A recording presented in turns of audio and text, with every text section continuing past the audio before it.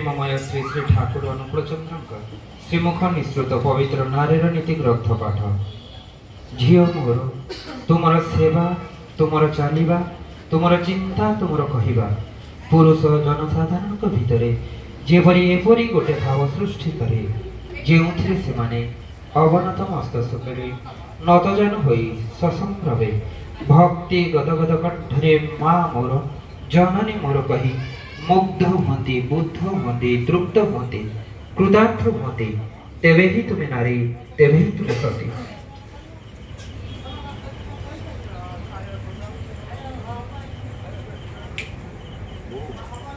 शिक्षार धारा नारी मान को शिक्षित करने को हेले शिक्षार धारा एपरी भावे हेबा प्रयोजन जो से माने वैशिष्ट्य वर्धनशील उन्नति प्रवण और अव्याहत हुअति तेबे जाई से शिक्षा जीवन और समाज को धारण रक्षण और उन्नयन रे सार्थक करी तोले।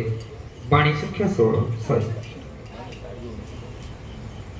वर्तमान भक्ति संगीतर कार्यक्रम प्रथम भजनटी गाइबे संदीप।